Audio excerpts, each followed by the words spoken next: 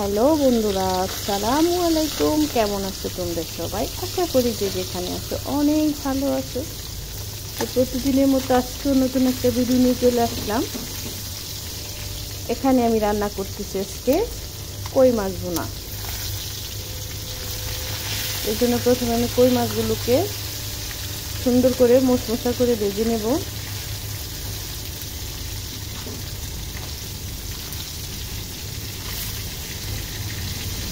ভালোভাবে বাছতে হবে, ভালোভাবে ভাজা করে তারপরে রান্না করব। এটা খেতে কিন্তু অনেক মজা হয় যদি এভাবে রান্না করা হয়। আর বাইরে কিন্তু প্রচণ্ড গরম। এই গরমের মধ্যে কিন্তু মাংস খেতে একদম ভালো লাগে না, মনে হয় সারাদিন পানি খাইতে খাইতে শেষ। তো মাছগুলো বাজা শেষ হয়ে গেছে। আর এগুলো কিন্তু আমাদের পুকুরের কই মাছ, দেশি কই। এরকম বড় বড় সাইজের কই কিন্তু দেশি কই এখন আর পাওয়া যায় না। আর কই মাছ খেতে কিন্তু অনেক ভালো লাগে, মজা লাগে। দেশি কই হয়, দেশি মাছ, দেশি যে কোনো মাছই কিন্তু অনেক মজা। এখানে আমি দিয়ে দিব পেঁয়াজ বাটা। প্রথমে কিন্তু আমি পেঁয়াজ বাটা দিয়ে দিচ্ছি।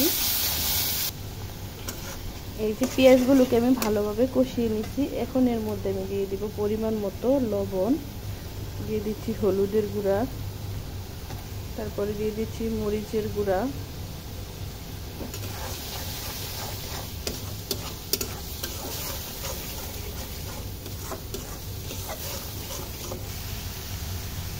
তারপর দিয়ে দিচ্ছি সামান্য একটু ধনিয়া গুঁড়া।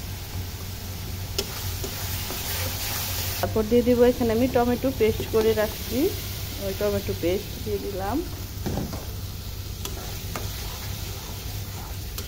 এবার এগুলোকে ভালোভাবে কষিয়ে নিব।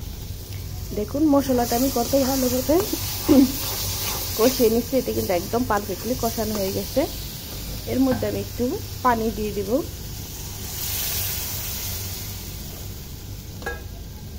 এবার এর মধ্যে মাছগুলো দিয়ে দিব।